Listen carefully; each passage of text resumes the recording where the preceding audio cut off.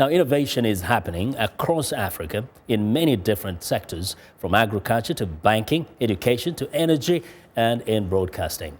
In Uganda, route to your community radio stations or radio in a bucket are broadcasting without a studio or transmitting tower. VOA's Paul Ndiho tells us more. 9, 6. Humility is what describes Jude Mukundani, a Ugandan software developer and technology enthusiast. He is the inventor of a grassroots community radio station dubbed the Rutio Project, or Radio in a Bucket. Among his peers, he's just a regular guy. In fact, very few people know about his innovation that is creating a buzz on the international scene. Mukundane is part of a young breed of African innovators trying to change Africa's image.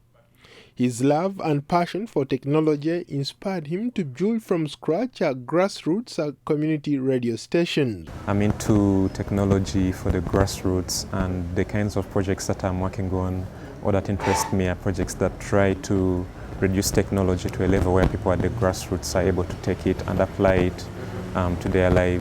One of the projects I worked on was the mobile VRS project, and this was basically enabling people at the grassroots to register newborn babies using just their mobile phones and USSD technology that they're used to.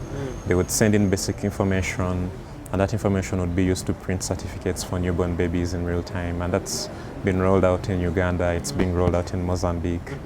And then that brought me to the Rutio project, which I'm working on at the moment. Mukundane is part of a talented group of young people tasked to find homegrown solutions for people living in rural villages. Rutio is a project where we build very small community-based low-power FM radio stations.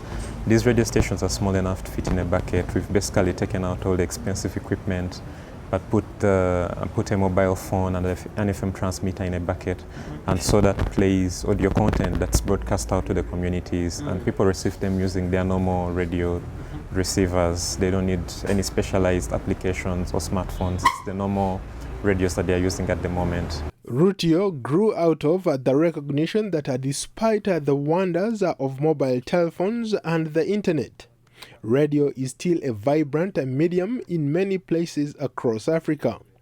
It is still where most people get the bulk of the information. It doesn't require literacy, a personal device, or much power.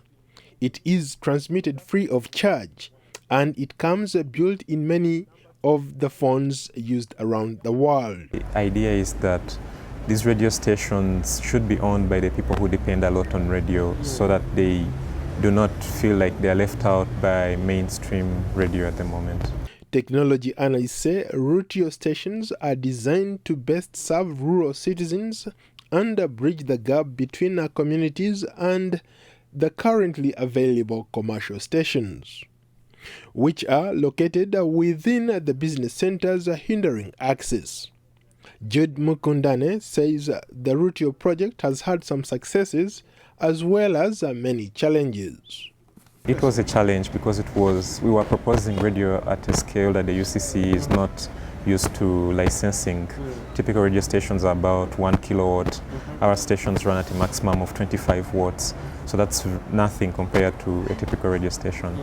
The Uganda Communications Commission recently licensed Rutio community radio stations to run pilots in northern Uganda, up to a radius of about 35 kilometers on flat terrain areas. Paul Ndiho, VOA News. Well, that's our show for today. Be sure to watch Africa 54 on our website at voaafrica.com. For more news, tune in to VOA's evening radio show, Africa News Tonight, at 1800 UTC, and in the mornings today, Break Africa between 0300 and 0600 UTC. That's Monday through Friday. Thanks a lot for watching. Have a good night.